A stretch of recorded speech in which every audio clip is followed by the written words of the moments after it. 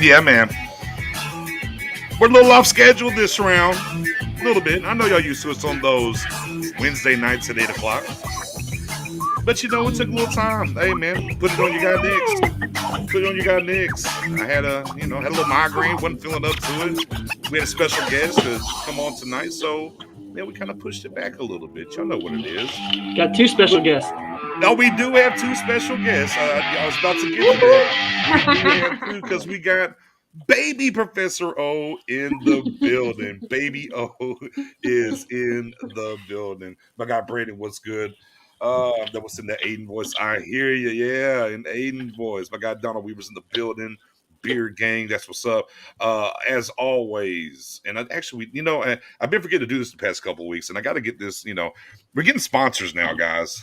Oh, We got we're some getting fancy. yeah, we're getting sponsors, and I've been trying to build up to it, and I'm going to plug that. You already know what it is. Man, if you enjoy these luxurious beers, not Mado or Baby O, but me and Spoonie. All right, you go to icingproducts.com. I need to get the link and everything up here, and use Stargang for 10% off. And they got some stuff for the ladies too. So, oh man, guys, extra day to kind of sit in that Broncos game. Whew. We are about the 24-hour rule and whatnot. But yeah, we're going to get into that. We do have a special guest, Matt, on. We do have a special guest joining us to talk about these Falcons in a little bit. Guy that you know. Go ahead and then let the people know who we got coming through. Yeah, so we have Carl Dukes. Anybody in the Atlanta area, I know Geechee will know him. He's on 92.9, which is our local Atlanta sports talk station. He actually used to be in Houston. If anybody's in the Houston area, he had a show called Put Up Your Dukes and Drive. It was on ESPN 97.5. He also does a CBS sports radio show every Sunday morning from 6 to 10.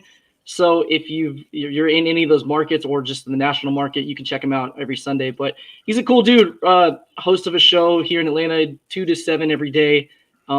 Yeah, I knew Geechee would know, but yeah, Right. Cool dude. I'm excited to have him. He'll share the Falcons perspective. He's a big Falcons fan, so be a little bit nice to get words straight from the enemy's mouth, what they think of us and how they're feeling coming off of their win against the Saints last week and all that. Yeah, he might have a decent beer to plug too that you might want to get your hands on. But we'll He talk does. about that. I knew that would get Mary going there a little bit. So okay, he's talking about beer. Okay, all right, now bring him on over here. So we'll get to that here at the top of the hour. I think it's about what time we're going to get him on here. But before we get to that, man, give it a like, give it a share. Let's build it up. Let's make it do what it do. I know. I got him. I just look like a nerd, Brandon, so I'm trying to be too cool for school for y'all, okay? So this Broncos game, hey, what went wrong? Everything. What went right? What went right? We had the opening kickoff. That's what went right. The Tony Pollard kick return. I'm like 54 yards. We're in business. We're on their side of the 50. It's going to be a great game, and that was the last excitement I had. We was about to roll. I thought, we getting kickoff returns like this. I'm like, yeah. Let's get it. Let's go ahead and fire up. Well, but that's not how it turned out, though, was it? Spoon, what went wrong? Everything. I feel we was overconfident. I think we were smelling ourselves. This was a big reset that was needed, in my opinion. Hopefully, the loss like this, hopefully this team would take it very seriously, and it could really make us a dangerous team moving forward. Okay. All right. So that's, is this the best game? Or not best game, excuse me. Is this the game where out of the three units, the special teams was the best? When's the last time we were able to say that? I'm looking for the positives, guys. Basically, I don't even know though. So we had the good kick return and we blocked the punt, which is good, but we didn't recover the punt. We had 2 punts we could have down to pin them deep in their own territory, and we weren't able to get the stop it from being a touchback. So yeah, I'm just saying, is it the best? It was the best though, yeah. Based on it was best out of the 3, which it wasn't that hard to do on Sunday. So very true. I mean, game ball to Michael Parsons. That's 2.5 sacks, right? Another 10 tackles. Just keeps up his his torching rate of play. Too bad we couldn't say that about a lot of folks. I don't know, man. Just going back and look at the game again, man, I just really didn't understand a lot what was going on with the defensive game plan. But there was a lot of space that we haven't been seeing our quarterbacks giving up very easy, maybe like 3rd and 7 or 8, right? Or maybe a 3rd and 9, and the DBs are way off. I'm like, boy, this smells like 2020 all over again. Right. I just didn't understand a lot of the game planning stuff from the defensive side that happened. Offensively, it was just Murphy's Law. What could go wrong would go wrong. If Dak wasn't overthrowing them, they were dropping in. Well, you know. okay, and tell me this. I mean, I was so tired on Sunday. I didn't even go out. I didn't drink, and it's serious. If I didn't drink, I That's didn't very drink. true. It's pretty That serious if that Mary doesn't drink on a Sunday. yeah, It's like that my favorite day. maybe So that's what's like, wrong. right? Yeah, Maybe you it was jinxed my us. fault. Now But we know why. No Margarita Mary on Sunday, so we lost. Thanks, Mary. my bad. I will rectify it this week. I mean, Um, listen, but correct me if I'm wrong, because I was like I said, I was half tired or whatever. Yeah. But it felt like the offense, even some of the formations and play calling wasn't the same either. Like it was kind of a little more predictable early on. Yeah, I mean, you know, My bad. My you know, I bad. mean, there was some role. I mean, it was just different. To me, I'm not saying the deck was rushing, but he seemed pressing some a Yeah. little bit. Not letting maybe at times play developing, but of course, then can I go back into the offensive line, which we'll talk about here in a little bit. Yeah. Moving forward. But yeah, just a little bit of everything. Spoon, you said, maybe reading the headlines a little too much.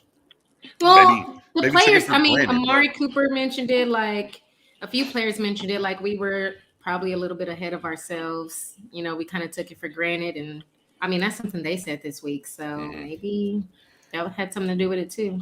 I'll say this. And I know we all played some sports before. yeah. And for what I gather, it's like this. There were certain games. Losing is losing. Right? Right, little man? I know. So, Yeah, tell us, Minnie O. Tell us. Give us the said it. answer, Minnie O. We need it. Go Yeah, he ahead, said Joe. it. There's losses are losses. Yeah. But you could tell by the response on certain players, on the players. Normally, X, Y, and Z. We had a bad game. We had to get back into the film room. This loss is like it hurt their feelings because not only did you lose the game, you was pretty much embarrassed in all phases of the game. The game was really a blowout. Dak Prescott staying the game late blessed us with some points that really didn't matter, but we was really blown out. Yeah. When it comes down to that as well, when you hear Amari Cooper, you hear CeeDee Lamb, you hear Dak Prescott, right. It was like not only did we lose, we was embarrassed, but there was even I'm not from New York. I don't know if anybody was watching the game on Fox 5, but when Jim Brown came on and said, "Okay, we have to switch the game for a more competitive game," the Cowboys are losing 30-6. Yeah, and they swapped to the. And again, we always speak about how the Dallas Cowboys lead the TV ratings and stuff like that. And I'm like, the way they normally just switch, you had to say we're getting blowout, we're getting more of a competitive game, and that was put out there. That was embarrassing. And and who knows what the coaching staff or Jerry Jones or what else added to the conversation in those meetings. They was really embarrassed. It's not like a loss, like the Tampa Bay loss. This was like a very embarrassing loss because we couldn't get going. All right. Broncos exposed us all the way thick and thin. 2 4th-and-1s we went for. Justin Simmons. And let me stop you right there, Spoon, because I think that's important, and I kind of want to talk. And I do kind of want to talk about that. Right? Is that look? I'm all about being aggressive. I want to be aggressive.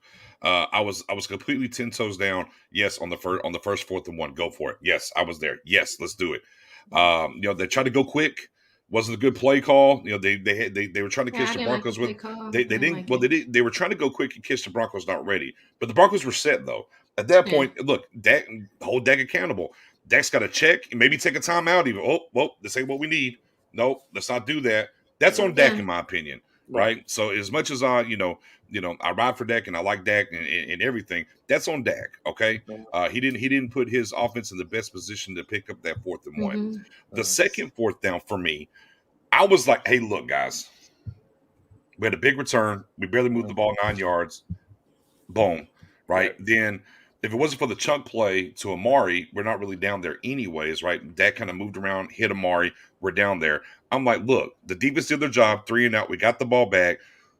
Let's go ahead and get the points here. Right here, I was ready to get points. And I said it before we even went for it. I was like, I don't like it. Whether the ball got tipped or he short-armed it, one-hopped it, whatever, I didn't like it. I agree. We had some of the Broncos players afterwards. It gave them confidence. They're like, oh, they're trying to punk us. They even, they 2 times they don't want to take the points. They're trying to go for it, and then it flipped. And when it flipped, boy, it flipped big, especially for the run defense and some of the things that was happening there. So yeah, I think they kicked the field goal. Maybe it's a different game. I don't know. I mean, that's revisionist history. I'm not trying to get into that, but for the aggressiveness, because you had another opportunity in that first half to go for it on fourth down again, and they've already scored, and you chose not to. Well, now hold on, stop. Either we're aggressive or we're not aggressive. Well, you were aggressive and didn't work 2 times, and now they're scoring. Now you say, well, you know what? Never mind. No, we're not. We're going to be aggressive no more. So don't flip it on in here again. Just for me, and I'll ask y'all the same. Y'all can definitely chime in. For me, I wanted the points on the second one, and I was a little disappointed the third time they had an opportunity and didn't do it. I just didn't like that standpoint. Mary, I'm torn because during the game I was like, yeah, go for it. You know what I'm saying? But I didn't like either of the play calls when they did go for it. So I was like, okay, I don't like that. And then you mentioned something about the timeouts. I was thinking the whole first half, like, we look terrible. Like, it's on defense. They're like all over us. Call a timeout. Why are you saving 3 timeouts? There's no reason. Like, we didn't use any of those timeouts in the first half. Like, why not? Right. Slow down what their offense was doing. Or, like you said, take a moment, for your offense to regroup, whatever you need to do. But you had 3 timeouts in that whole first half that you did not touch. Why not? Right. There was no reason to not touch not one of those timeouts, not one. I hear you. I was like the whole time, call a timeout, especially when the defense was on the field getting dragged. I was like, call a timeout. Like, why? Like, I do not understand why a timeout was never called. Right. He got in Dallas whenever he was there for the Eagles game. He got it from Pro Shop, right? Was it Pro Shop or was it the mall? Pro Shop. It's just still beyond there. Yeah. The Pro Shop is where he got it. Professor O, and Mini O. What do we think about? I'm gonna love this answer from O. I already know I am. What do you think about the fourth down aggression in general? So I like it. I didn't have a problem. As aggressive with play calling as you get. Like, I basically, once I cross the 50, I don't ever want to kick a field goal or punt. I'm going for it unless it's like insane. I get your point though. If you kick the field goal, it may be a different game. You get points on the board. Maybe Denver doesn't take it as so much of a slight that you went on fourth down twice on them. Who knows? Maybe your offense gets a little bit of confidence going off of it. I'm okay with that. It's just one of those things, like, we couldn't sustain drives. It didn't matter really what we did. Like, we have open receivers, we miss them. We have open receivers, they drop it. We didn't run block well. We didn't pass pro well. Like, anything we did on offense didn't work.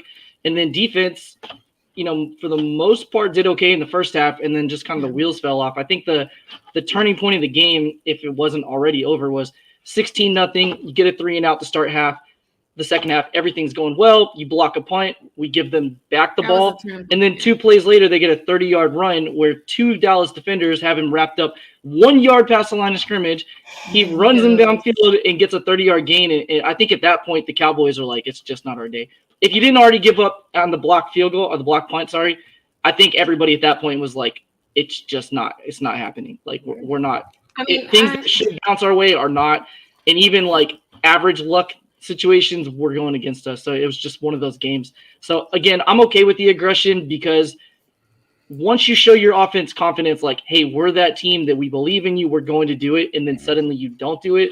You start second guessing, do they not believe him anymore? And then I actually asked the question too in our group chat when we chose not to kick the field goal, was some of that on the second time we went for it on fourth down, was some of that possibly the Cowboys coaching staff saying, we don't feel that confident in Greg right now because Greg's had some kicks in similar situations where he's hooked it. He did the same thing against the Vikings in the first half last week.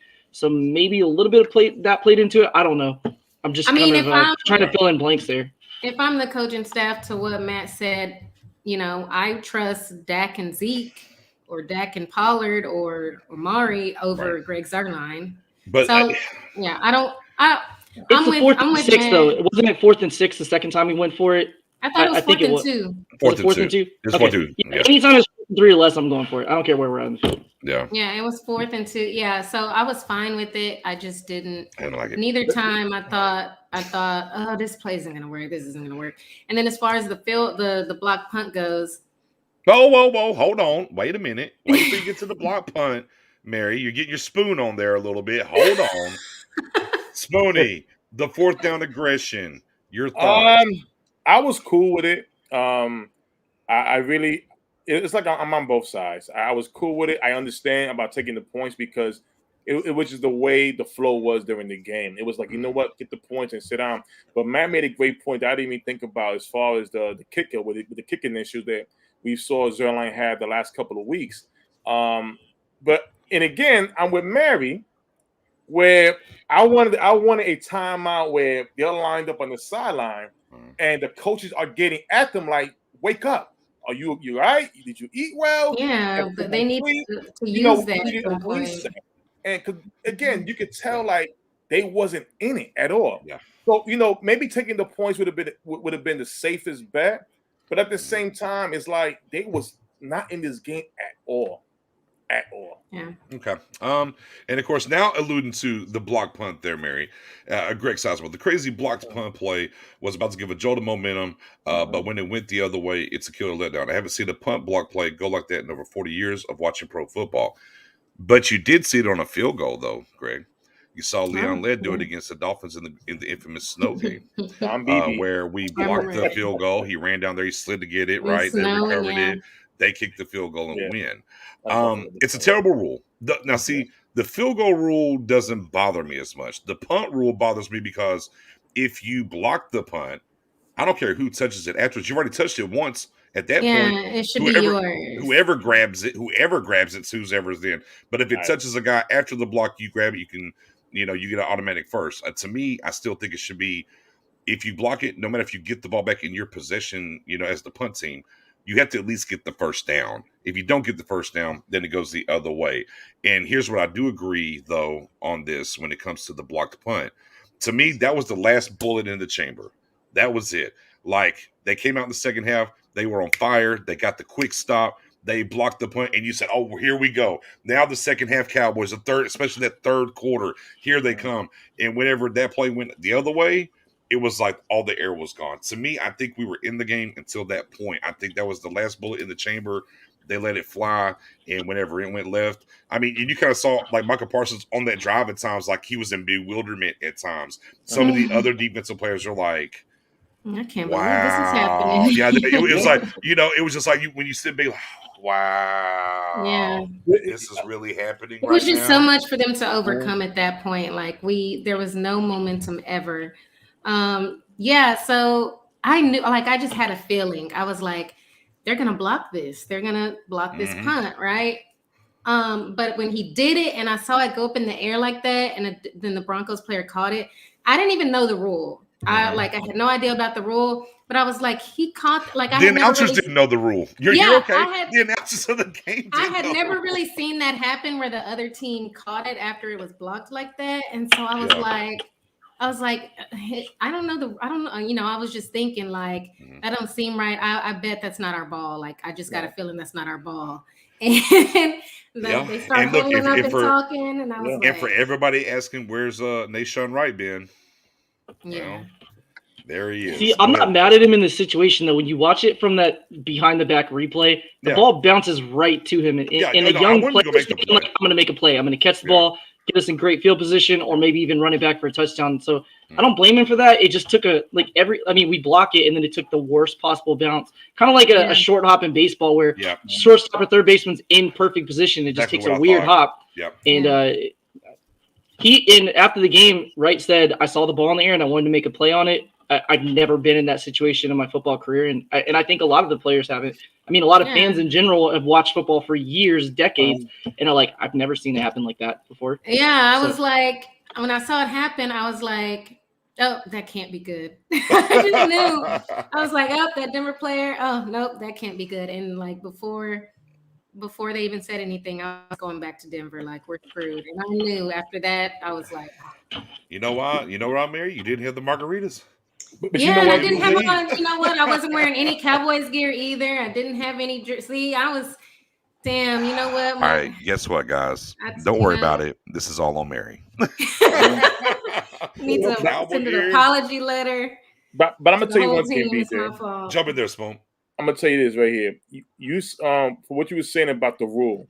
Mm-hmm. Now it always takes something to happen that it doesn't make sense for the NFL to go change in the offseason. Perfect example. Let's go back to I don't want everybody to get scared or run, but let's go back to Tony Romo with the field with my field goal thing situation. Right. All right. They will always replay that, but they would never explain what happened after that play as far as the rule change. Well, during that game, they changed footballs. Now there was it was wet speculation that the football was slippery, and that's when you look at the snap with Romo's hands, it literally just drops like right through his fingers. He didn't fumble it; it just went right down. So they come out and say the ball was slippery. The rule changed in the offseason. From now on, the player who scores a touchdown, that's the same football we got to do a field goal with, right? Now, BJ 21.22. I was watching the time to record.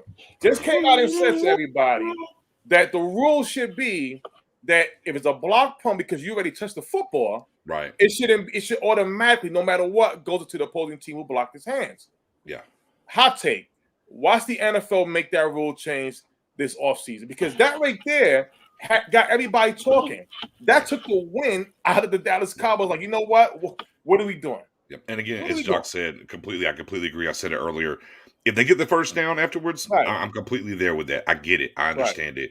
The fact that they didn't get the first down, because I was on the mindset like you, Mary. Like when they got the ball, I was like, I was like, yo, just stop before they get the first. Stop before they get the first. They tagged them before the first. I'm like, I bet we're in the clear. And then the longer it went, I was like, oh. Well, the longer they were taking, I was like, oh, this smells funky. Yeah. Boy, this thing, Murphy's Law is in effect. What will go wrong can go wrong, or what can go wrong will go wrong, I should say. Yeah. Go ahead, Professor O. I was just going to say, too, the rule itself, whether it's for what happened to the Cowboys or against it, needs to be changed, because if you remember, Jonas Griffith was the guy that caught the ball for the Broncos. He advanced it like 7 yards and was tackled short of the first down. They got the ball where he touched it, where he possessed it. You can't advance it. So there's no advanced it to first. It would have had to bounce off of the Cowboys and roll past the first down for them to actually get the ball past the first down line. So in my point, if I'm a Broncos fan, I'm saying, why don't we get the yardage that we advanced it for? Right. And the second thing is, as a Cowboys fan, I'm like, well, they didn't get past the first down line. So either way, they need to change the rule. It doesn't make any sense. As our guy, shouts to our guy Jay Tuck in the building, Cowboys fans only. Make sure you go sub over there too. He was at the game. He's like, man, we was clueless what happened. Hey, who was the tight end? Greg Olsen. Greg Olsen. Okay. He was confused too. Yeah, he didn't know either. He didn't know. Former NFL grade tight end. He didn't know. At the sports bars around the world, we didn't know. So yeah, nobody was like, man, what is going on? Obviously, it's a play that doesn't happen much.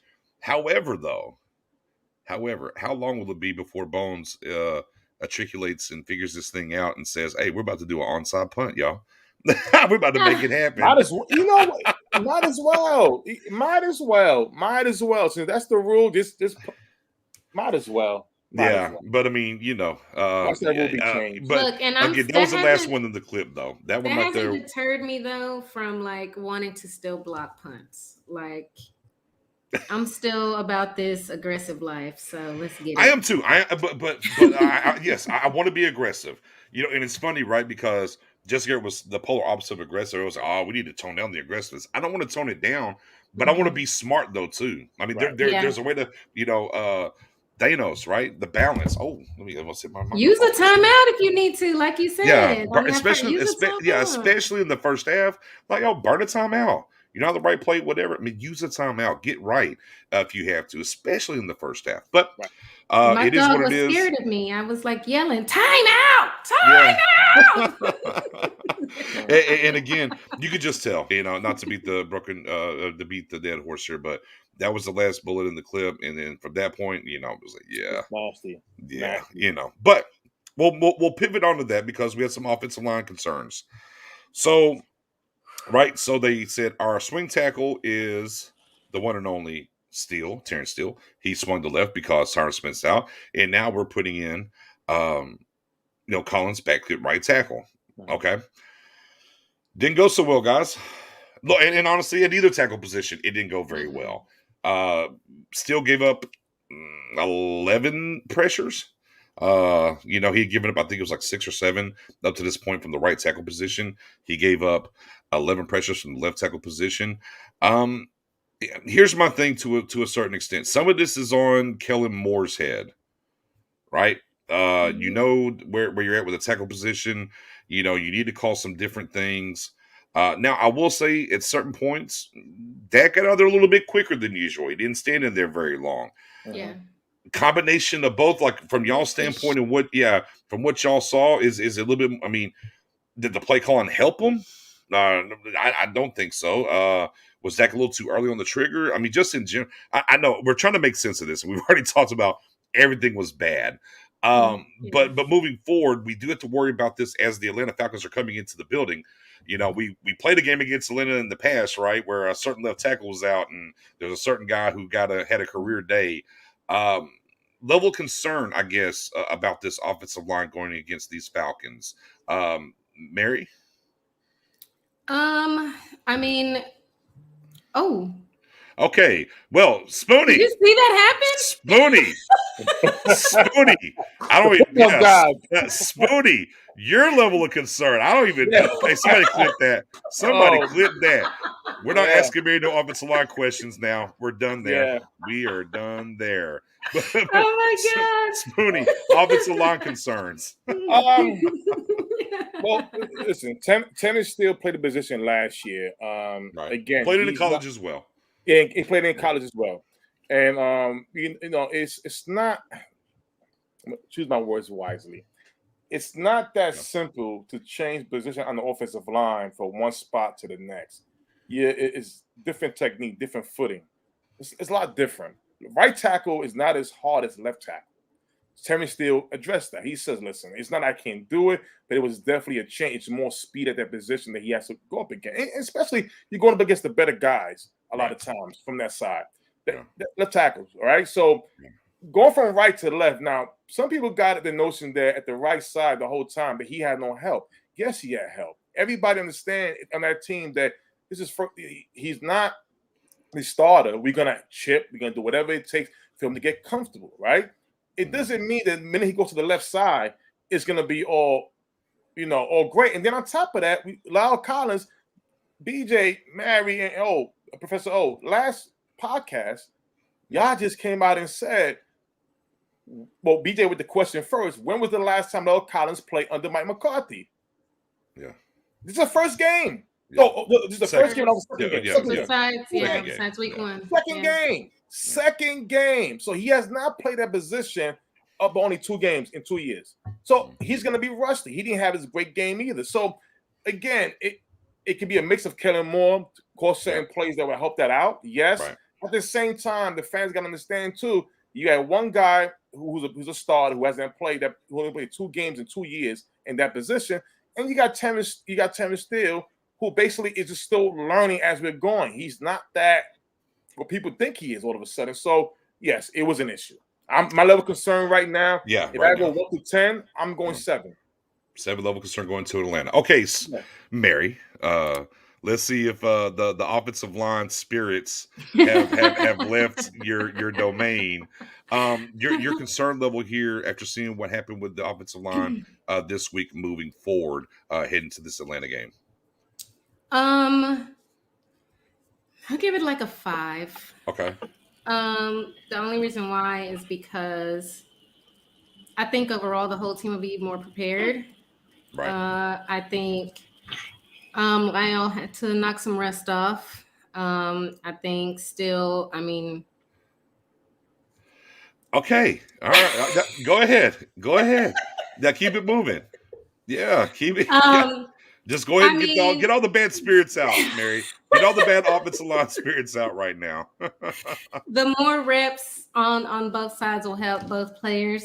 I also think that this is, like you said, Kellen Moore, he didn't do much to help. I think, that losing that way and seeing this top-ranked offense fall like that, ghost of Steel, is a wake-up call for all of them. So I think it'll be a better effort all around. Right. but obviously still concerned because, even though Atlanta I think they haven't blitzed that much. They have like the least amount of sacks in the league. 11, something like that. Yeah. It's the Cowboys, and they're confident coming off of a win, and we are not confident coming off. So momentum is a thing. So we'll see. With that being said, we're going to pivot. We got a couple little things we're going to get to, but we are going to pivot because the one and only from CBS Sports Radio, and the as his profile says, if you don't know, the only black man with his face on a beer can. Mr. Put 'em Up, Carl Dukes is in the building. Stargate, round of applause for Mr. Dukes from the ATL joining us for this Cowboys Atlanta preview. Mr. Dukes, how are you doing this evening? I'm great, man. I appreciate the invite. Ladies and gentlemen, everybody's looking good. Who's the little fella down there? Who's that? That's Mini Professor O. Yes, this is Mini Professor O, Levi. He's 5 months old. My wife is an ICU nurse at Emory. You know Emory. And she just got off work, so I'm holding him until she's out of the shower. So, appreciate you joining, man. I'm a big-time listener. Thank you, Carl guys. does a lot of great interviews. He had Chuck Smith on earlier this week talking pass rush. He does Kirby Smart and pretty much not only just Atlanta, but Randy McMichael joins the show a lot, so a lot of NFL guys are on there.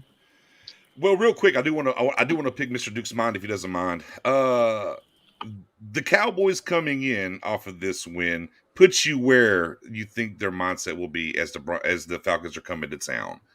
Well, listen, they've got to rebound from being flat last week. I mean, that was a pathetic and awful performance overall. Yeah. It wasn't just about Dak.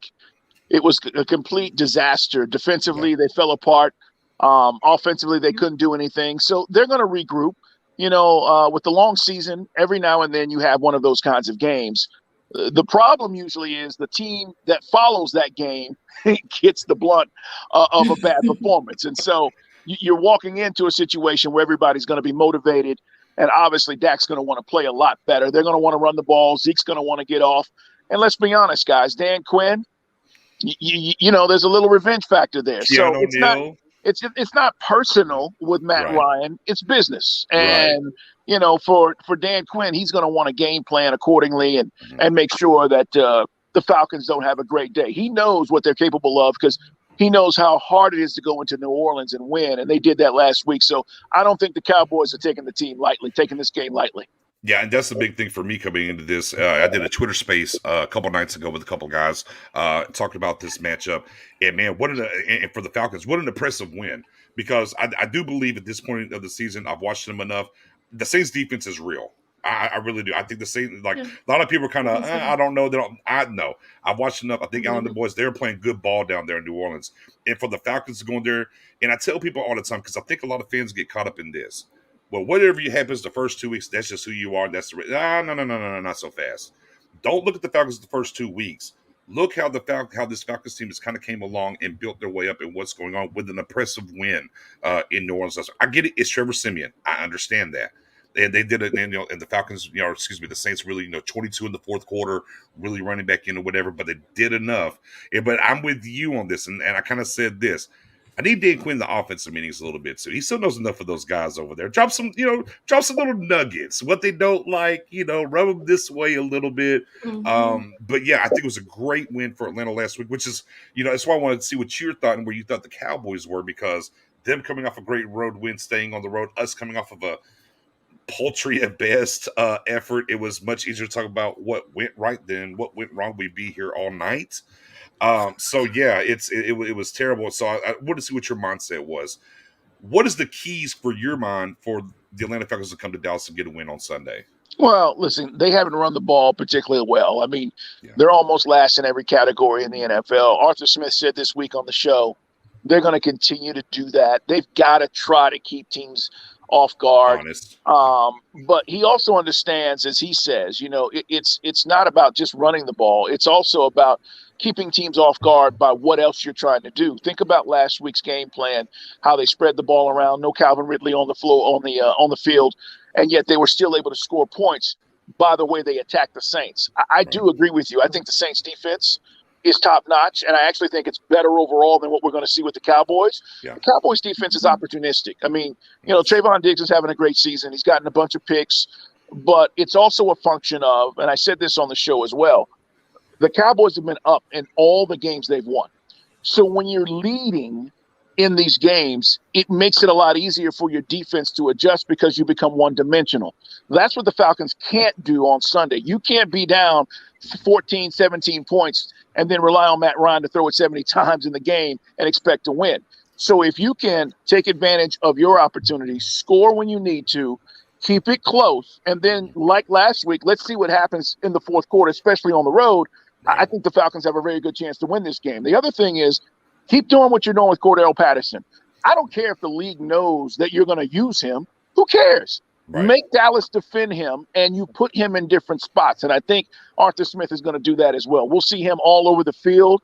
He's been an incredible weapon for this team this year. And so you do that.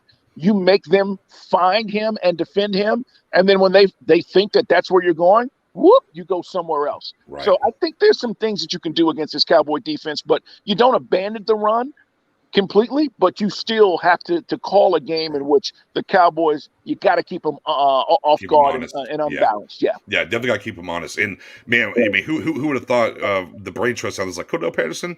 You know, you're our new Slash. We're gonna put you in the slot. We're gonna make you a running back. Do those things. Anybody got a question for our great guest here tonight, Carl Dukes? By the way, Carl, if you don't mind, tell everybody where they can find you, brother, while you're here. Well, 92.9 The Game, Monday through Friday, 2 to 7 on Dukes and Bell is where you can find me, you know, during the week. I also do a national show on CBS Sports Radio on Sunday mornings, a national show that's heard in over 300 markets or so, and that's 6 to 10 a.m. So, you know, we're talking about any and everything, but it's really a football show because we're leading into the Sunday afternoon, 1 o'clock and 4 o'clock windows. So we talk a lot of football coming off the college Saturday, football scene. So it's a lot of fun, but many ways to get at me. Find me on social media. Appreciate all the love. I'll tell you what, I think he's trying to come on here from the ATL, channeling his hoodie mellow to let us know how these Falcons are going to come in here and beat us. Maybe I'll be honest with you guys, man. I was sitting here, I was watching Lamar Jackson because I wanted to see what he was going to do in Miami tonight, and I was sitting here watching the game, and then I also had another game. I had UNC on because UNC Pitt is playing tonight. So I was watching the games, and literally a reminder popped up on my phone. And I was like, "Oh snap! I gotta go do my thing," because I promised you I was gonna come on, man. So, yes. but yeah, that's why I'm just out here chilling on the porch. Hey, I ain't mad at it. Questions for Mr. Dukes, guys? Go right ahead. Yeah, I have a question. What's your impressions on tight end Kyle Pitts? Like, how does the Atlanta area feel about him? You know, drafting him and stuff like that. Well, I mean, first of all, I think most people thought we were going to go quarterback simply because if you're trading Julio Jones and, you know, you have a new regime, you think that the thing that a new regime wants to do is bring in a quarterback. The reality is the salary cap didn't allow us to do that. So, you know, you restructured Matt, but think about it. Matt's playing great. He's having a really good season. So Matt wasn't the issue. It was what can you put around Matt to have success this year? And so once Calvin Ridley, let me turn that light back on. So hold on, wait a minute. We got Mary issues over there at ATL. Mary, he went through this earlier. Now here comes Dukes with it. Those lights are on timers, man. So, you know, they click off. All right, there we go. We're free flowing here. It's fine. But listen, the community has embraced Kyle Pitts. The thing that I've said is I want it now, meaning more Pitts, more often. He's such a unique and freakish athlete. You have to get him involved. They've done that. Now teams recognize it. I just talked about Cordell Patterson. That's the deal. You move him around and teams go, oh, well, he's their go-to guy. And here comes Kyle Pitts, single coverage down the field. There's really no DB that can defend him. Right. But I think Kyle, just like with any rookie, he's coming along, you know. Right. I think by year 3, guys, we're going to be talking about a very special player because of his skill set. Yeah. But Atlanta's fallen in love with him. And for all the people who said, oh, it's the wrong pick and we shouldn't do this, I think they got caught up in the idea that he's a tight end. I've said this time and time again. When he goes back to the contract table, he will be classified as a wide receiver, and he'll be paid wide receiver money. He's not going to be classified as a tight end, and that's going to be the uniqueness of Kyle Pitts, and his agents know that. So I think we hear tight end, and you go, who the hell drafts a tight end in 4th overall? He's much more than that. It's a weapon. Carl, real quick, just so you know, we on this channel had what we called the Pitts train. We were all trying to come up with ways that Kyle Pitts will fall to Dallas at 10. We talked about the same thing as you. We were like, don't worry about him at tight end or wide receiver. He's a weapon of mass destruction. That was the name we gave him because we're like, he's going to line up in the slot. He's going to line up at H-back. He's going to line up in the backfield. He's going to line up out wide. He's going to be your red zone target. He's going to be your possession guy. You're going to use him all over the place. He's a matchup nightmare. So we were very much like, Falcons, please take a quarterback. Go quarterback. Go quarterback. Yeah, so that he has the ball. Because then we're looking at on this channel. A lot of what we said was Atlanta at 4 is the biggest barrier. If he gets past them, there's a realistic chance he may fall to us. Obviously, Micah Parsons has been great for us, but we were heavily on the Pitts train. So definitely. And with that being said, that's a great pivot here. Our guy Dom says, for Mr. Put him up. If Micah continues on his pace, should he be in the running for Defensive Player of the Year? Which is intriguing because it's a rookie doing it. But, with that being said, Mr. Dukes, do you think Micah outside chance for that boy Watt's having a hell of a year, though? Yeah, Watts is, and Garrett too. Yeah.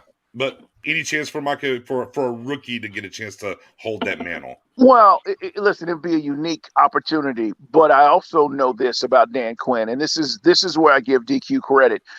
When he came here, he knew what kind of players he wanted. You think about the Cowboys; they spent their entire draft on what? Defense. Defense, yeah. So Parsons is a kid that can run everywhere and run all over the place. He reminds me of Debo here in Atlanta, who is similar but a little bit smaller in stature. So Micah Parsons a little bit bigger, probably as fast as Debo is. And I think Dan Quinn realized as he took that defense and went to Dallas, the pieces he needed. Also, he took a couple of guys joined him. You talked about Keanu Neal and KZ, who's been starting at safety. So you've got a few guys who understand it, but they're doing a few things differently than he did here. But Parsons is a player. He's a dude. And I also think that he has a legitimate shot to win that award. But here's the thing. Dallas is going to have to they're going to have to basically separate themselves. They're going to win that division, guys. The division is terrible. Okay, Washington football team is a joke. Philly's a joke. They're going to win the division. But in the NFC, are you willing to say right now, are they better than the Packers? Are they better than, you start looking at are they better than the Bucs? Or you start looking at some of the teams and you go, Parsons has a chance to be special, and I do think he should be up for that award with the way he's had the kind of season he's already had this year. Yeah, and obviously the Rams, right? They just added another stone in there with Odell. That's why home field is going to be such a big deal in the NFC. Right now, we would host the Rams right now. Right now. And to me, Odell going to the Rams is bigger than that defensive player that just landed over there. I'm just saying. Miller? Yeah, I think Odell's a bigger piece just because of the offensive mind and how they run that offense over there. I think that's a bigger piece for them than Von Miller, to be honest with you. But that's the way you talk about those damn Rams over here. We talking about these Falcons, Cowboys, Sunday noon game. Mary, did you have a question? You almost jumped in there. Yeah. I got a question as well. So you talked about your offense already, but I want to hear, what do you think your defense needs to do to contain or to stop the Dallas offense? It's a concern, only because of the wide receiving core that the Cowboys possess. Guys, I think they might have the best wide receiving group in the National Football League. Last week was really not an indicator. And if you're not a Cowboy fan and you don't watch every week, you might have thought, that's really not what this team does offensively. And I'm saying that to say defensively for the Falcons, we have one of the best young corners in the league in A.J. Terrell, but he can only cover one guy. And Dean Pease, our defensive coordinator, does like to take chances. He does like to come after the quarterback. He will create blitz packages. And I do think some of that will happen on Sunday with Dak, because you can't allow Dak to sit back there on his own. I think he was testy this week, too, in press conferences. He was mad. He was not happy. So I think, if you allow that to happen, he'll sit back and pick you apart in a zone. So I think Dean Pease has got to shake some things up. We are certainly not great against the run, which is the biggest concern, to answer your question. This could be a day where Zeke could have a big Sunday, control the ball, and if Dallas gets a lead, then you're just running clock, and Zeke is having a 2-touchdown, $150 kind of day. That's the biggest concern. Slow down, Zeke. Stop the run because we're not great at, and we haven't been all season. But the thing that this defense has been able to do, ironically, is get off the field when they need to. And that's kind of what happened last week with the Saints. The Saints got back in the game, not because the defense faltered. There were 3 major penalties that allowed them to get back into the game and score quickly without the clock moving. And then all of a sudden it looked like you had a game, which you did. So it wasn't that the defense was, they were playing soft D or prevent. A couple of things played into those circumstances last week, but the defense has been better than expected. I will say that. I have a quick follow-up question defensively for you. So a lot of Cowboys fans were high on Richie Grant. I know the Falcons took him in the second round. What are your thoughts on him? Has he gotten a chance to play a lot this year, or is he going to be somebody that's taking more of a red shirt and we're going to see more of him next year?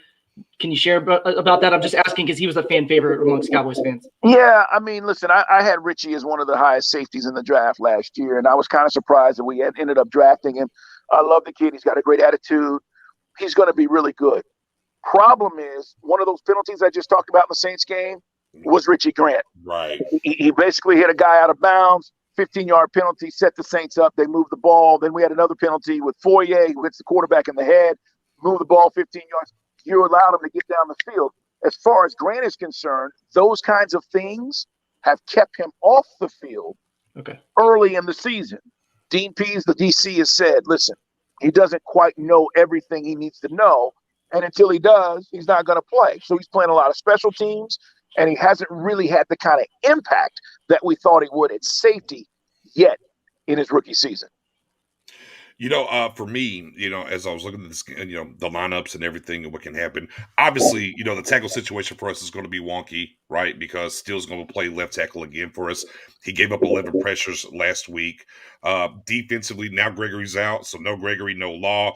Where will we generate the pass rush and different things? But I think a guy that I want to bring up and get your thoughts on, because a guy I think the Cowboys can't go to sleep on that can hurt us, is Hayden Hurst, the other tight end. And I think a lot of people forget about him because Pitts is there, right? The things that are going on with Cordell Patterson.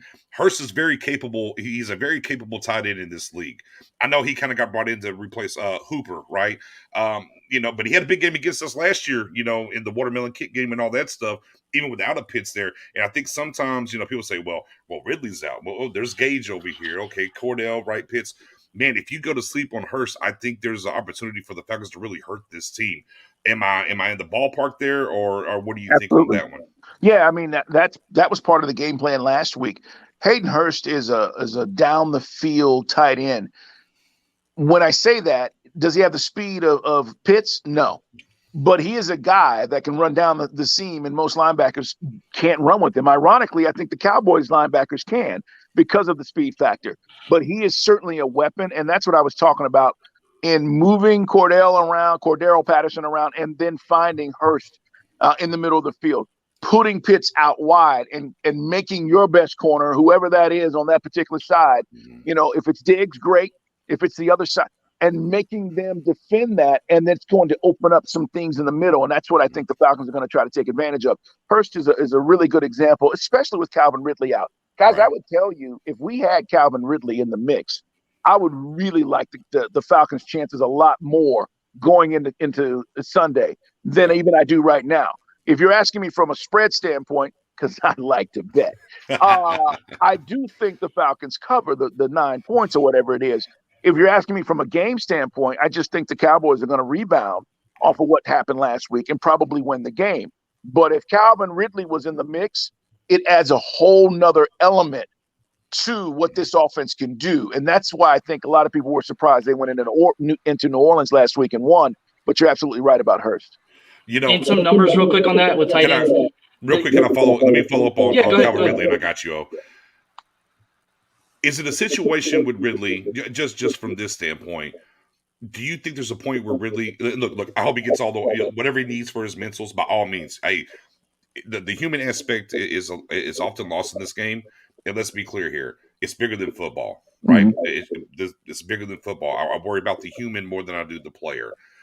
With that being said, with his statement, what he's going through, just from the Falcons standpoint, do you think there's a point where he might come back this season? Or you think, hey, man, he's going to take the rest of this year off and come back? Do you have any kind of feel on that when it comes to Calvin Ridley? Or Not really. I had Hayden Hurst on the show today, and Hayden is a guy, if you're not familiar with his history, who dealt with mental health issues. Right. Him and Dak after the game last year, everything met up, and they're pairing and doing some things. Yeah, absolutely. And so if anybody on this team, and I'm talking specifically about the Falcons, we know Dak's situation with his brother, but it knows about mental health, it's Hayden Hurst. And his response today was Calvin Ridley's locker is next to his. Okay. They see each other every day. They talk every day. And he said, all I did was text him and let him know that I'm here. And I thought that was interesting only from the standpoint that, you know, when it's your friends or somebody that you know might be dealing with things, you kind of go, well, I have all the answers. I can help them. Right. We can't. I can't tell you what's going on with Calvin. Only Calvin really knows. And when Calvin's ready to reach out to the people he needs to reach out to and talk to them about this and make his situation better so that he can get back on the field, he'll do that. And so Hayden Hurst said that door is open. But as far as his return, I can't lie to you guys. I have no idea. And that's from the deepest sources within the organization. I don't think anybody knows at this point whether it's going to be 2 weeks when he comes back or the end of the season. Right. And again, to wrap that, as I prefaced it, you know, it's more about the person, not the player. But I know you're just a little bit more in tune. So, you know, for us on the outside looking in, just a little update on him. Hope all the best for him and his family. And look, and having Hayden Hurst there, definitely that's a big up. And shouts to Hayden and doing what he's doing as well, too. So we hope everything gets right for him and whatnot as a human, and he get back to what he loves. Professor O, I know you had something there on the back. I just want to cover that. Go right ahead.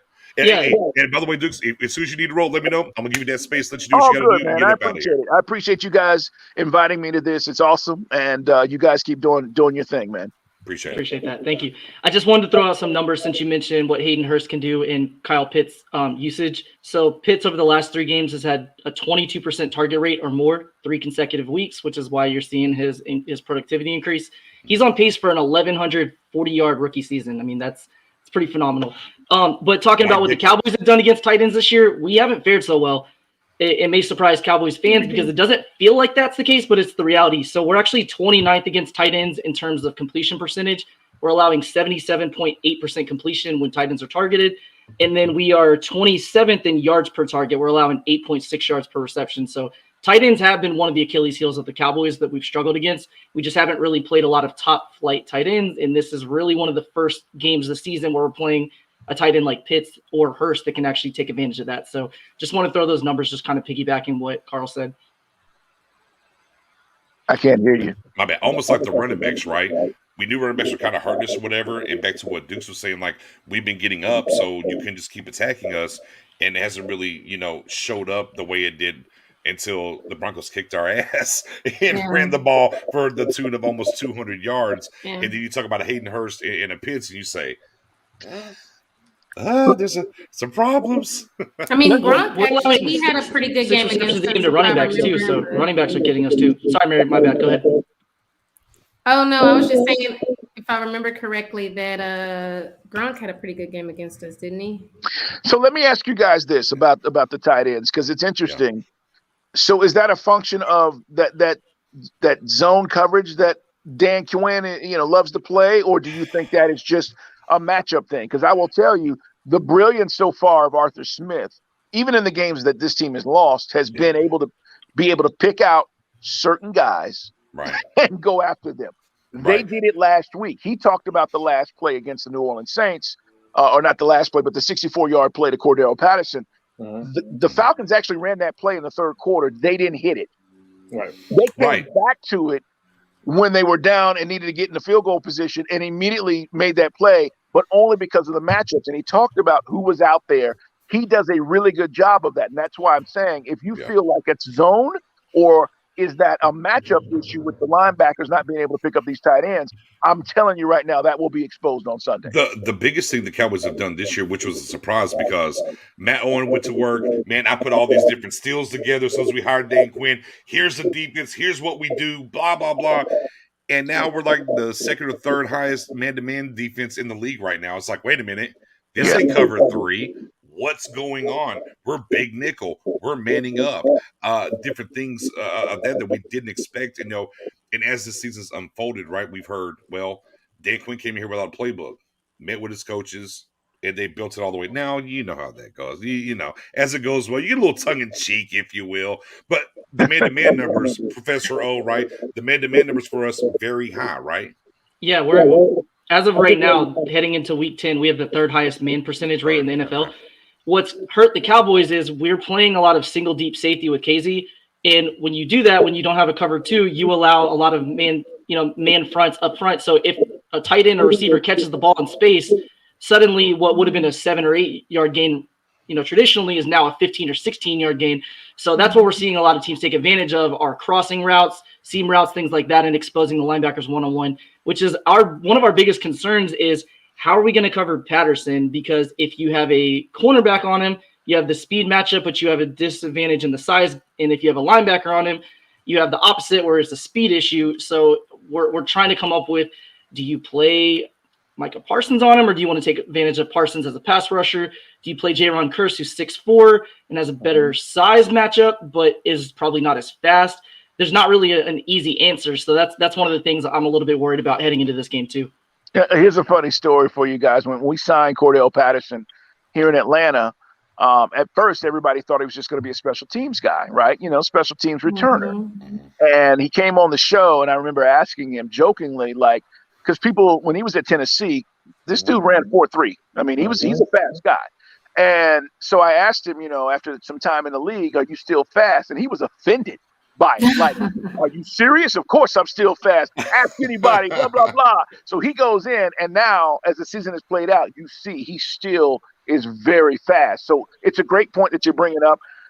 I will say this. We banged on Dan Quinn a lot here in Atlanta for not coming out of that cover three mini games. There were times where teams beat the Falcons over the time period where he was the head coach because he was reluctant to come out of it, because the whole theory there is what? Everything's in front of you, right? We're going to allow them to catch everything, and then we're going to run to the football. And if it's a 4-yard catch, we're gonna make them only get a yard after the catch. To your point about yak yards after the catch, when you go man and you're running those routes that you're talking about, crossing routes, middle, it creates a whole different element. So you really have to trust your guys. But obviously he trusts what he has there, and the Cowboys have been really good at it this year. But I do think that could be an issue going into this game with the matchups we're talking about. All right. Well, For me, with Cordell Patterson, I'm a huge fan of him since Tennessee Vols when he came out the 2013 NFL draft. And I'll tell you this, the scouts was raving about him. I remember when Tennessee Titans took him, they didn't really put him in position to be the man that he is today. I love his comment last week. When the question was asked to him about playing multiple positions, he says, if my mother could work 3 jobs, I could play 3 positions, but it was asked for me. And to me, it was one of the best comments out of me watching football for my whole life. It was one of the best comments I ever heard. And he's a stub. He's a matchup nightmare. He could definitely make defenses work too hard where others can score. Now, this is why I'm scared of Kyle Pitts. There was a question asked, should I know last week he had 3 catches, about 60 yards, and Marshawn Lattimore, the Saints cornerback, at times was covering him. So someone wanted to wonder, should we do that with Trayvon Diggs? Stephon Gilmore covered him a lot whenever against the Panthers. Right. So, as for the Falcons, would you be concerned if Diggs, the way Diggs is playing this season, how would you feel Diggs covering Kyle Pitts? So it's a great question, and this gets back to the Calvin Ridley thing. The reason why Stephon Gilmore covered him is because we found out that morning that Calvin Ridley was not going to be available. You get into the game, and now it completely changed Carolina's game plan. I truly believe he would have been trying to defend Calvin Ridley, which would have opened up things for Pitts. Once the Carolina Panthers realized that, they not only put Diggs or Stephon Gilmore on him, but then they bracketed him. Yeah. So they had help over the top, which means Pitts didn't have a great day, and you saw how difficult it was to move the football going into that game with a game plan and then having to change it on the fly. Right. I also think what you're asking about putting a corner on him, I think Matt trusts Pitts enough that he would still try to get him the ball, even if Diggs was to defend him. Guys, the guy has a 7-foot wingspan. Okay. Oh yeah, So- yeah. Talk to me now. Oh, don't worry. Crazy. I've been over here. I We gotta know. get a pitch track. Come on, talk to me. So Talk when that you good talk. So when you talk about, we obviously you guys know 50-50 balls, right? Balls in the air. It's either the cornerback's ball or the wide receiver's ball. With a guy with a 7-foot wingspan, I'm going to take my chances. Okay. So if I throw it high, put it in a position where he can go get it, I'm going to put money on that guy making the play. And I think sometimes we forget that. It's not just the size, it's the ability with his reach. Diggs may be on him. He's still going to go up and get the ball. So I think Matt trusts him enough to throw the ball out there. They're not going to fear not throwing him the ball. If that's the case, if you go what we call best on best, right? That's cool. But I also think the problem becomes if it's best on best, and then you got a guy behind him and you're bracketing him, and then Matt decides to try to squeeze it in there, that's when picks happen. Duke, sir, the way you talk about Kyle Pitts, I have a Kyle Pitts rare rookie card right here. Very rare. I'm going to keep that, sir. I'm going to keep that very comfortable. It's going to be worth something. You heard the professor, right? Yes, sir. He's going to do something that hasn't been done in the NFL in 30 years. He's going to get to those numbers. And, we always talk about Mike Ditka's rookie year. That's put it in perspective. Mike Ditka at tight end is really what we talk about being a special rookie season. We're not talking about guys that went on like Tony Gonzalez and all these. Yeah. For a rookie season, he's about to break all the records. All of them. Man, I caught flag. We all caught some straight bullets. We were like, hey, if he makes it to the 10, that's the pick. I want the best player in the draft. I can't help it. And you're right. And that's what I've been waiting for. And you made a great point. I've been waiting for that. I'm like, Matt Ryan, Julio's gone. Then 50-50 balls. I'm like, you got it. He's a rookie, and I get it. Matt's a wily old veteran. He has to get comfortable somewhere, right? Yep. And as that connection comes, boy, it's going to be really special at some point this year. It's getting there now. But, boy, when Matt Ryan really just says, yeah, I mean, I see maybe a Diggs or whoever on you, and even the further point of what people didn't understand, the Panthers found out.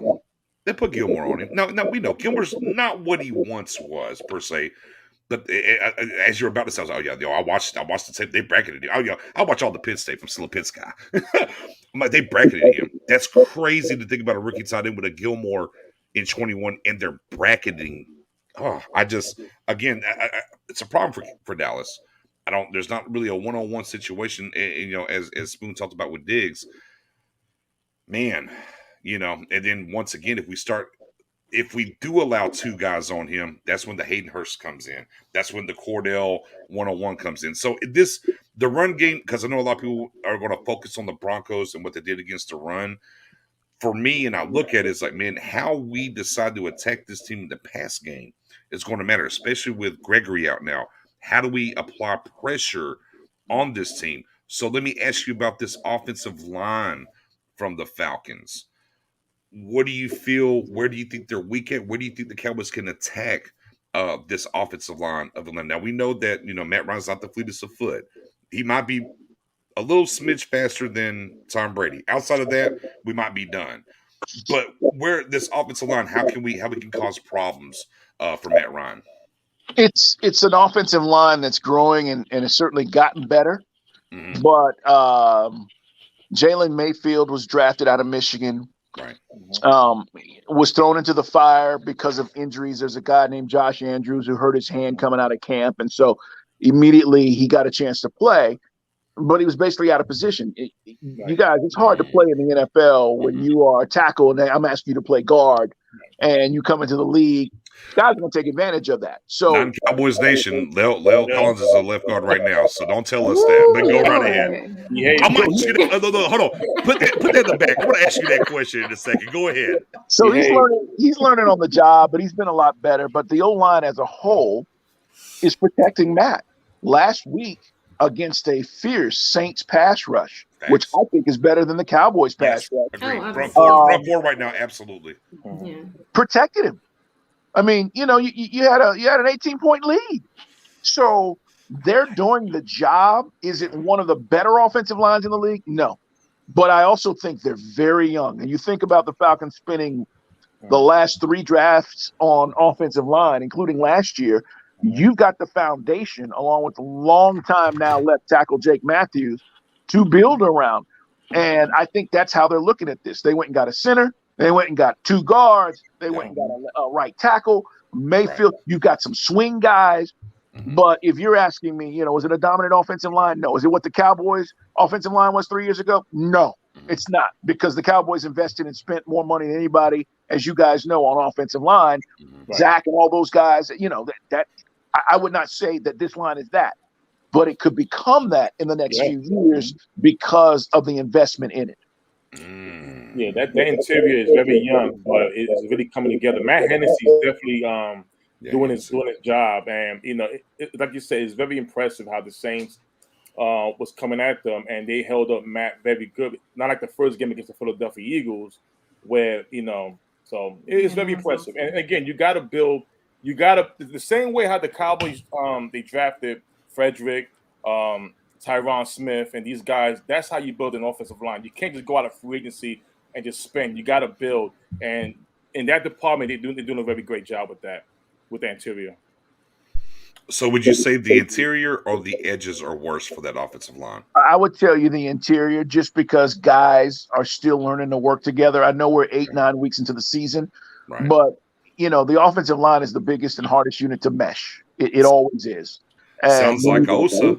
Yeah, and when you have injuries and you've got guys coming in and out, it's always hard to get that continuity. I tell this story. It's outside Atlanta, nobody really cares, but DQ would respect it because he lived it. The year the Falcons go to the Super Bowl in 2016, no one missed a game on the offensive line. They played every game together from the start to the finish. Yeah. And you take that for granted, but what it screams is everybody knew where they were supposed to be. The calls across the offensive line were solid. You had an all-pro center at the time, right? He's now in San Francisco, and Alex Mack. But the point is, none of those guys are going to Hall of Fame. None of those guys were all pros outside of Mack. Right. And it was a hell of an offensive line because of the fact that they played together that entire season, and no one missed a game because of injury. Right. That's very important. Okay. Question. Mary, question. I just had a quick comment. I don't know if you heard, Carl, but the Cowboys kicker Greg Zuerlein is out with COVID, so we had a workout earlier this week and signed a former Cowboys kicker. Hallelujah! We had a former Cowboys kicker come back, and then we have a guy named Liram Halajara. I'm not really sure. Hallelujah! 70 yards. I've watched him. Hallelujah! Lyrical hallelujah. That's what we're gonna call him. But the Falcons have a kicker named Younghoe Koo, who's kicked 3 game-winning field goals this year, right? So he's having a pretty good season. This is the man. Replacing a future Hall of Famer, in my opinion, and a guy named Matt Bryant, long-time NFL kicker, one of the nicest guys you ever meet. We called him Money Matt. Ironically, he played with Matty Ice. But, Matt Bryant won tons of games over the years. And we went through 2 seasons ago a situation where we were trying to find a kicker, and we brought in a guy named Tavecchio. Oh! He lasted like half the season. And then Younghoe Koo comes in and wins the job, and he's been unbelievable this season. So, 3 game-winning field goals for Koo, one of the most trusted kickers, I think, now in the league. And, I can't say enough about the guy. He's been money. You take for granted until you're in that situation like last week. Hey, need a game-winning field goal on the road, hostile crowd, hostile environment, and the guy goes in there and's got, some balls this big. So, yeah. A funny story, Carl will know it, but Younghoe's Jeep, I think he has a Jeep, was stolen. Yeah, and I heard that story. He put out there saying, "My cleats are inside. I need my kicking cleats. You can keep the Jeep. I just need my cleats back." Yeah. Yeah, I saw that. He never got them back, though. He never, what the situation was, but I remember that Jeep getting stolen. It's pretty funny. Yeah, I mean, listen, we call some of the hooligans here in the ATL, was like, put the word out, get the man his cleats back. Get him back. We don't know what his Jeep is. We don't want you to to rat on yourself, but give the man his cleats back. We need those cleats, but no, man, it didn't happen. it was funny, but he's been amazing this season. So Yeah. I did want to say real quick too. So Carl and his co-host Mike Bell, they have a great show, Dukes and Bell. They have their own beer, believe it or not, called the Hey Man Ale. They start every hour of their show with Hey Man. So it just became a thing where they have their ale. So Carl, are you guys gonna have like any Christmas like seasonal flavors or anything coming up? Like, can you give us a scoop on that? Little insight. Hey, somebody clip this for this beer, beer fanatics. Hold on. Listen, we're always working when it comes to expanding the beer brand because the original, I call it the OG now, Heyman Ale, which is a 5% blonde ale with a hoppy taste. IPA guys, I love it. If you've not had it. But I sent it to friends all over the country, and they all have dug it because they're like, man, this is really good. And I'm like, well, hell, my face wouldn't be on it if it wasn't. But I will say this, as far as the seasonal thing, we released last year, or was it last year? Yeah, last year we released our watermelon lime. And it was a huge hit. It's been a huge hit. And when I say that, dudes are like, come on, man, watermelon lime. But believe it or not, it goes down so smooth, it's delicious. And the whole concept from our beer, master, our guy Taylor out at the brewery, he was experimenting and he brought this to us 2 years ago. We were going to do this in 2019, and we were at the Braves opener, and he brought these testers, and he was like, yo, I want you to try these. Right. And literally between us and our listeners, I think we went through like, I don't know, almost like a keg. All right. Yeah, enough. And so everybody was loving it. And we were going to release that at the start of obviously 2020. And we all know what happened in 2020. So we just had to wait and push it back. But the watermelon lime is out. The original Heyman Ale is out. And we are investigating and looking at how, as we get back around now, hopefully to some normalcy, right? Right. That we get back to the fall. More people are out. More people are doing things. It was too late this year to do it, but I think next year we are going to have some kind of fall type Hey Man that we're going to release. Let me hit you with something while you're here. I'm gonna plug my girl Mary. Her alter ego on the show is Margarita Mary. Okay, so you like the margaritas? So, well, she likes it all, per se, just to be honest. But we had a show. She had a couple margaritas. We had it was a question like, hey, this one thing, what do you think? And she basically took me, Spoon, and she just went down the line. We just stopped, put her on this front screen, and we're like, and she went. And she hasn't lived it down since. So if you need a margarita, something in that realm, Margarita Mary is open. Just hit her up. She's got you. Yeah, you have to work on the expansion too, because a lot of our co-hosts are in the Texas area, and then Spoonie's in the New York. So got to get it out of the Southeast and all over the country so they can try Hey Man Ale. Actually, one of our shows, I drink a lot of IPAs on our show. Look, there it is. Look, on one of the hashtag. Margarita Mary. It's a hashtag here now. Margarita Mary. So yeah, we're trying the distribution thing. Getting around the country. That's been the biggest thing because I've got friends, as I've said, been like, hey, can I check it out? Can I try it? And I've actually had to send it to them, or we've sent them some. So. But, I love margaritas, too. I'm with you on that, Mary. I'm not hating on you. I'm with that. They're amazing. Hey, look, we might turn this into, a drinkers and football session. But that's a different day, a different time. Different day, different time. With that being said, I'll be remiss not get you out of here on this one. I appreciate you rocking with us. Thank you so much, everybody. Round of applause for our guy. Appreciate you guys. He said 15 minutes, and man, he's been rocking for a long time. And I'll tell you now, if you sit here, we'll keep talking. I promise you that. You won't go anywhere. You be like, bro, I'm on the East Coast. Like, let me go. But like, come on, you just sit here. You got the hoodie on. You turn the light back on. We're going to go now. It's all good. I want to say this to you guys. Keep doing what you're doing. I tell people this all the time. When I started in this business, the opportunities of having these kinds of things where you're able to put out your own content, your own product, okay, was not available. And you literally had to grind. And I did, as many people in this business. You have an opportunity to do this every day, every week. Continue to do it. Continue to put your stuff out there. Let people know what's going on with you. and this is how you grow it, man. And I appreciate you guys doing what you're doing and getting out there.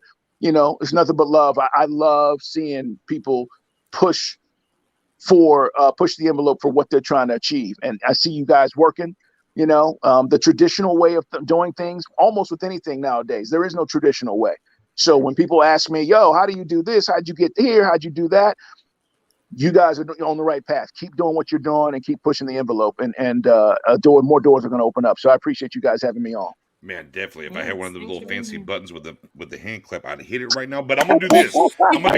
I don't know how the technical stuff works, but I'm gonna do this right here for sure. For all the love he just gave, now my boy on the way out. So we're going to ask him this. All right. The Cowboys are now one loss against the spread. Okay. And that was against the Broncos. We were plus 10. We were undefeated beforehand. We were 7-0. Now we're 7-1 against the spread.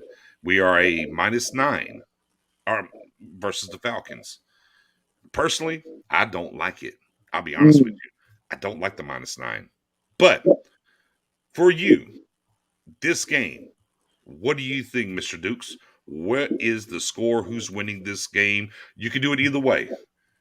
You want to do it? How about give me both? Versus the spread or outright, whichever way you want to go. Well, I think the Falcons cover the spread. I do. Okay.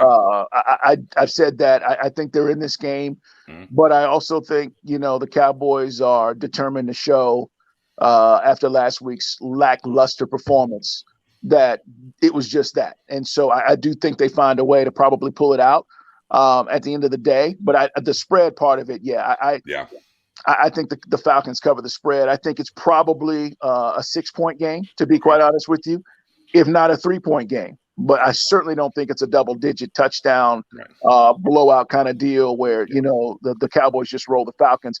Falcons right now, consistency and continuity on offense. Here's what's amazing, guys. Go look up the names of the wide receivers on the Falcons. Most of you have never heard of them. Right. I mean, honestly, Olamide Zaccheaus, you don't even know what school he went to. I mean, Gage. Most people, the Cowboys issue knows Gage. We're done. That's it. So they have Tajay Sharp from the Titans.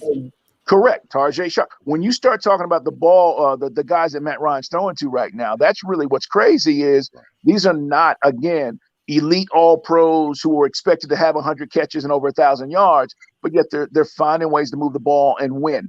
And so from that standpoint, I'm not going to bet against what I've seen with the continuity of the offense, and especially what you were able to do against New Orleans, even Carolina. You're in that game at home. You just blew it.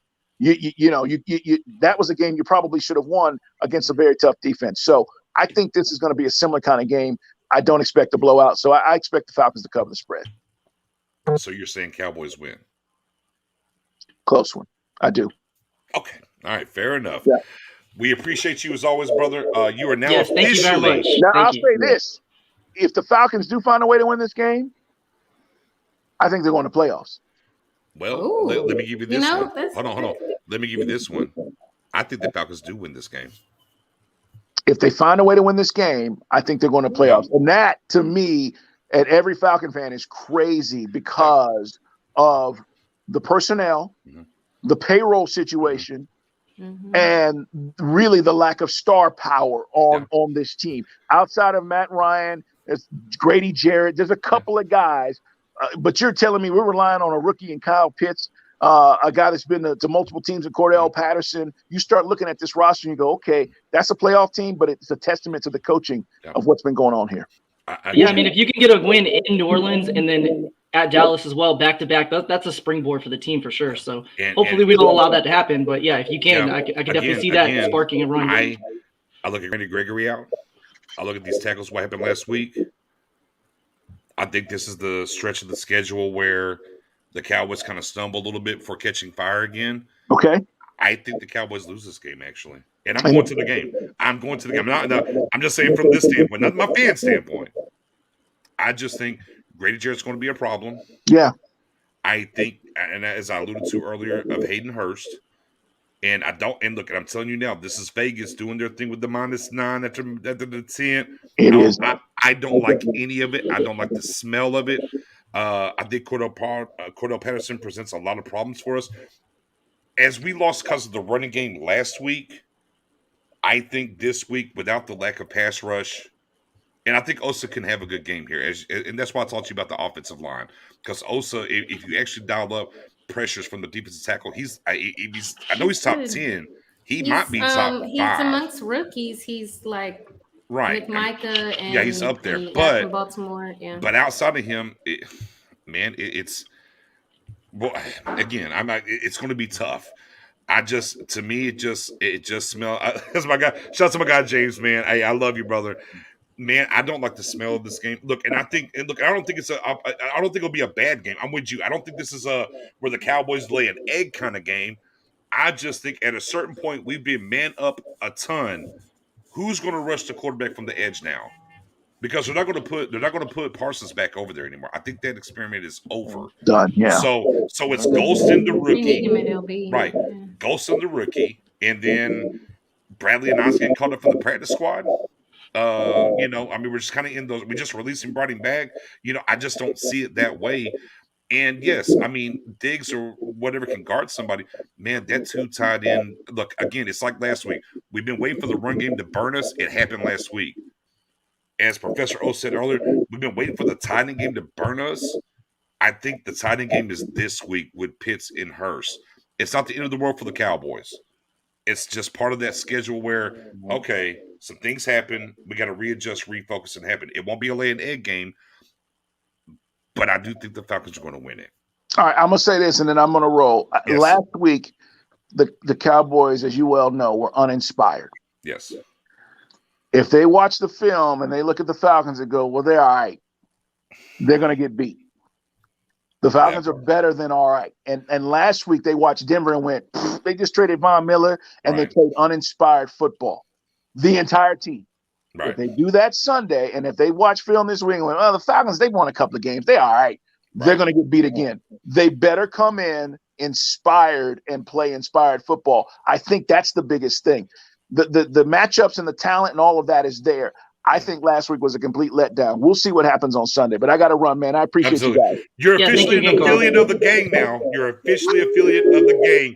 Anytime you want to come back, the red carpet's out. Let us know. I'm about to go follow you on Twitter. Holler at you later. Thank you so much, sir. Appreciate you guys. Be safe. Yes, sir. So with that being said, we're going to go ahead and get around to it. We have one more topic. One more topic, and it is because we talked about O-line before we came in here, and part of the reason why I'm concerned here, pass rush concern, guys. All right, where are you at? Mary, where you at? Pass rush concern. Where are you at? Just in general, like I agree with the concerns you have overall, but I just don't think they can stop our offense. Like you're feeling like we can't stop theirs. We're not to the game yet. Just the pass rush. That's our pass rush. Yeah, that's a concern to be worried about. Mary's mad with me right now. She won't let me talk. Well, I just want to talk about pass rush right now. We'll talk about the game. I'll give you all the space. Just where you at with the pass rush? It's a legitimate concern. When Randy went down, I was like, because already missing D-Law. Right. We didn't make a trade. Mm-hmm. We didn't even it could have been pass rush, it could have been LB, it could have been anything we didn't do anything because they're so confident that everyone's coming back, but they didn't think about what if somebody gets injured. And so we have a bunch of guys who haven't proven anything. So yeah, it's definitely a concern. And whatever someone might think about Matt Ryan, he's a guy that can still hang in there and make good throws from the pocket. So yeah, it's definitely a concern. D-Log going to be back at all this year? Yes. December. They've activated the 21. They say he's going to be back. We'll buy into that. Matt Owen, pass rush. Level of concern.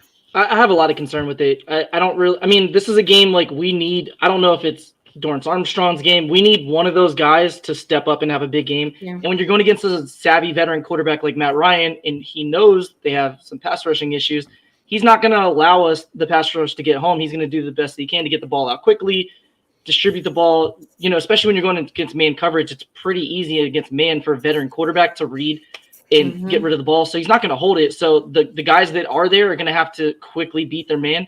So I would imagine Dan Quinn's going to do a lot of stunts and things like that to try to quickly generate pass rush. But honestly, I have a lot of concerns with the pass rush this week.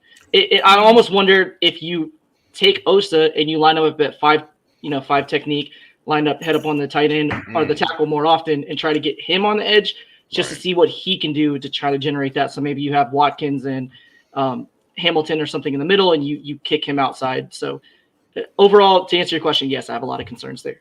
Soonie, pass rush, level of concern. I'm not concerned. Wow. I'm not concerned. Okay. Matt Ryan has been sacked only about 14 times this year. 14, and that's kind of low. Again, P.O. just put a great point. He gets rid of that ball very fast. That's his MO. Short routes, a lot of comeback routes. That would do it for you. But I'm going to say this. Professor O, besides your baby boy, who is your baby boy on the Dallas Cowboys defensive line, Professor? Osa. Now, we just had Mr. Duke come on the show, and we talk about the offensive line, right? Yeah. The interior, they're young, right? It's youth. They're still trying to get it together, right? Maybe not a good run defense, good run offense, but definitely a good pass offense, solid. But we have a Professor O's baby boy is a monster. Okay. He's a monster these past couple of weeks in Osa. 2 rookies starting on that D-line. 2 rookies. And here's the thing. Third the round. Cowboys have pretty much shown everybody when one man goes down, don't whimper.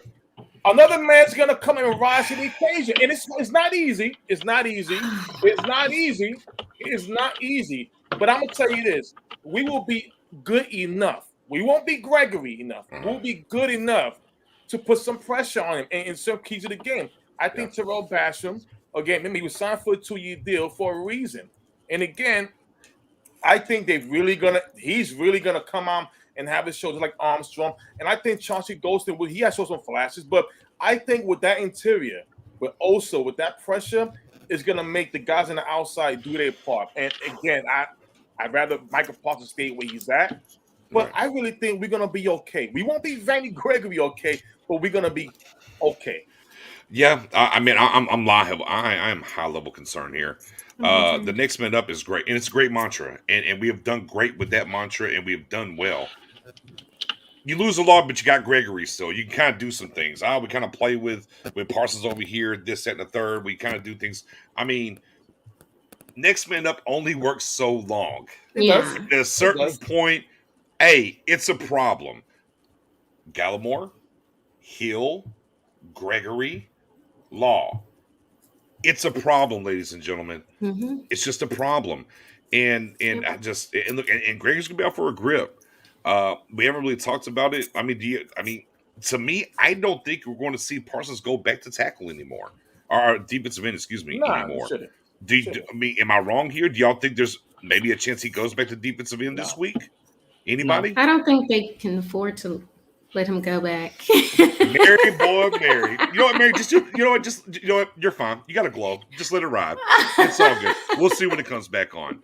Early in the show, Tuck said you need to light the DAC candle. Yeah, maybe so. But yeah, I just at a certain point it becomes the issue.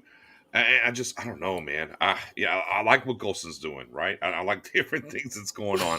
But man, it's just so many guys at a certain point, man, just next man up is going to be an issue. So yeah, I might be more concerned about the pass rush than I am about offensive line right now. It's kind of where I am. I'm the same. I agree. Spoon? I think the offense will figure it out. Right. With scheming. I'm more concerned with the O-line than the pass rush. Okay. All right. No, fair enough. No, that's fair enough. So that's where we are. All right. Mary, who's winning this game? What's the score?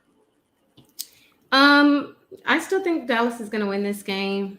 I think our offense is better. I think our QB is better. I think our play caller is better. And it's going to come down to that. So I'm giving it 33-30. 33-30. Professor O, who's winning this game? Yeah, so I think the Cowboys bounce back. The Falcons are allowing 27.5 points a game. So obviously the defense is allowing points. Interestingly, they're allowing they've allowed 54 more points in the fourth quarter than any other team in the NFL this year. Yeah, so the 22 fourth quarter last has kind of week. been it's been an issue for them. I'm going to take Dallas 31-24. I think it's going to be a fairly close game, and I think it's going to come down to the final possession or two. And I trust in Dak. I think he's going to have a bounce back after last week. So 31-24. Spoonie. Who wins this game? 42-21. 42-21. Who wins? Dallas. Oh, okay. Well, I just had to ask the question. He's like, you know what? Stone Cold.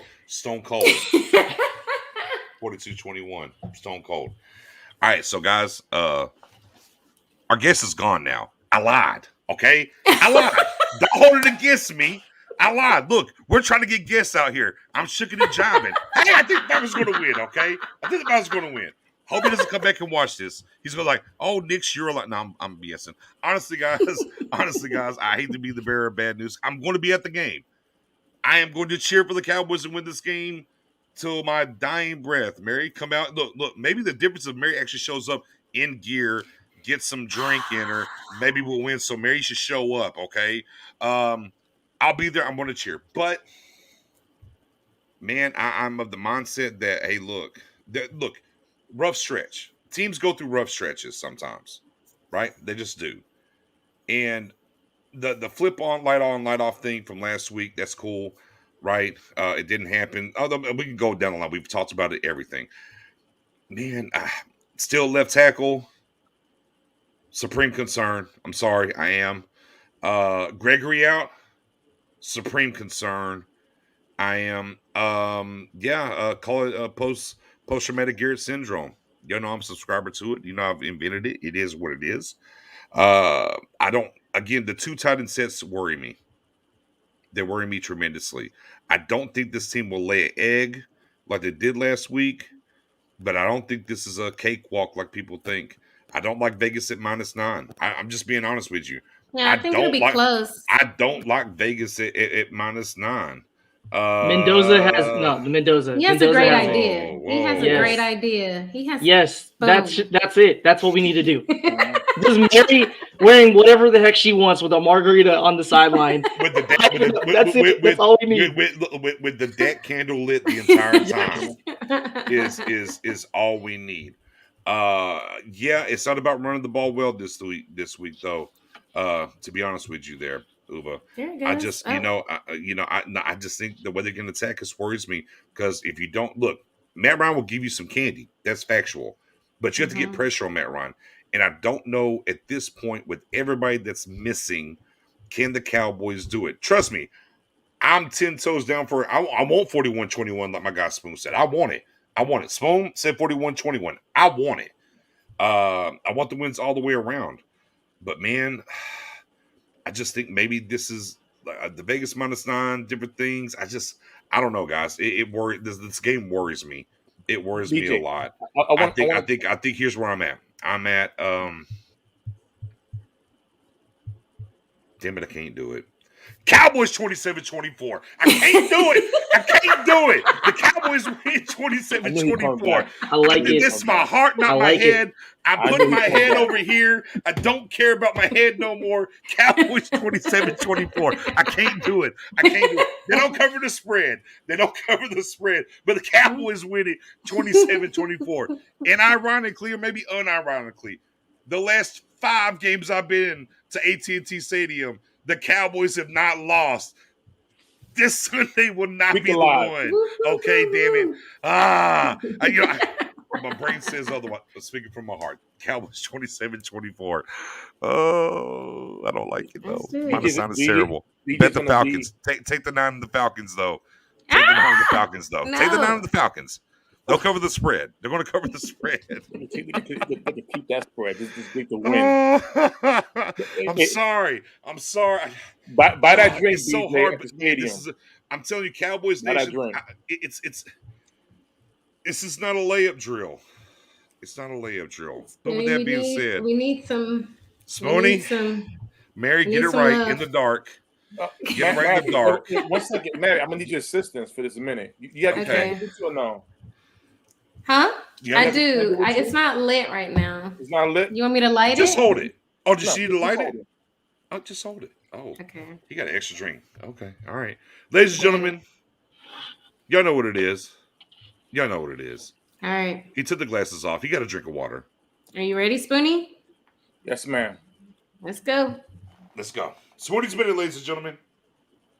You know, Denver Broncos, I want to say thank you. You beat us, you embarrassed us, you made us look bad. But I'm going to tell you what you did wrong.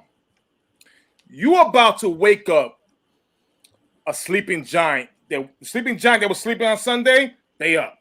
They are up. Yeah. And I'm going to tell you guys this, especially you Cowboy fans out there. When you're in the stadium, do not let the Falcons take over the damn stadium. If my man BJ Nick is he's on there sitting there, you make sure there's no Falcons by him. If Miss Mary is there, you do not let no Falcons fans around him. You don't let no Falcons in that stadium. That is our house. It was a complete embarrassment watching these damn horses run around in our stadium. We are Cowboys. We got the shotgun. We go kapow. Shut down to the Falcons. That's the way it's supposed to be. And I pray to the football gods, and Miss Mary has the candle right in front of us. To the football gods, please restore the mojo. Please restore the 90s attitude into the Cowboys' hearts, where NFL teams will free us from now to forever to the Super Bowl. This is our year. Trust the process. Let's get 6. Damn it. This is our game. Shoot the Falcons in the head till they go down. We are going Falcon Duck Hunt season. Let's get it. Bang, bang. Bang, bang. Spoonie, Oh my nicely God, done, Spoonie. man. Nicely done. All right. Oh my God, Spoonie. I guarantee you this. I know J-Tuck's going to be in the building. We're going to change the culture. I know new games. We don't like Cowboys, you know. I got a squad coming with me that, you know, because part of this is a bachelor or not, what do you call them? You know, when you're about to get married. Party? Yeah, bachelor party, whatever. Yeah. It's going to be a fun time. It's going to be a fun time. It's going to be a fun time. Big facts. It's going to be a fun time. So we're going to be loud for sure. One thing I can guarantee you, we're going to be loud there this week. It ain't going to be like last week. I pray. I mean, I'm not in them high price seats like Tuck, but we're going to be loud where we are for sure. And I know Tuck's changing that energy where he's sitting anyways. So yeah, man, we're going to have a good time. I hope everybody's out there, man. Make sure you hit me up. We'll be at lot 10 for the pregame for sure. It's lit. Yeah, I look, Mary. Guess what I got on deck, Mary? I got I might have the Crown Apple, pouring them out again. We was pouring shots. No hands on mouth. Let's go. We're gonna have a good time. Woo! We're gonna have a good time. So definitely come out and kick it with your guy, Nick's. Mary, you coming up for the game or no? I can't, man. No, Mary. That's right. Me and Tuck will be No. there though. And have a good time. So with that being said, thank y'all for playing and coming through and rocking with us. Make sure you come holler at us on Sunday and you know, go Cowboys. Spoonie. I like that minute, man. Spoonie. You know what? I dug that. Good. Professor O, Saturday, we got something on deck. We do. Yeah, we don't have a time yet, but we're going to have another fun surprise guest for you guys. She's a Houston sports anchor, so you guys will recognize her when you see her. Yep. And she's a Falcons fan, so we're going to have her on to get a second opinion on this Cowboys-Falcons game. And also, big shout out to Carl Dukes. Thanks again for jumping on. If you guys want to follow him, he's a great follow. Just a good, cool dude in general, as you could tell. He is at PutEmUpCDukes, and it's on our Twitter, so you can check it out there. But shout out to him. Thanks for joining. And so you got to make sure you have the sub button here, notification bell to see who we're jumping on with Saturday to run it back. And as I was trying to get through that promo, I just 2 kick return for 2 TDs. I'll say this. Look, if we have 2 kick returns for touchdowns, we'll cover the spread, and I put that on everything. But with that being said, yeah, Saturday, notification bell, sub. Me, Professor O, Spoonie, Mary, maybe. Yeah, Saturday, maybe. We'll be going upstate. I can't Saturday. Okay. Spoonie, have somebody extra. All right, that's right. Me and O will be in the building. We got a great guest. Make sure y'all come through. It's going to be a fun time. And we're going to try to wrap this thing up and get some more guests and going on in this thing. So thank you for rocking with us always. Give it a like, give it a share. And of course, man, tell a friend. Victory, y'all. Victory. Go Cowboys. Let's Go get it. Cowboys.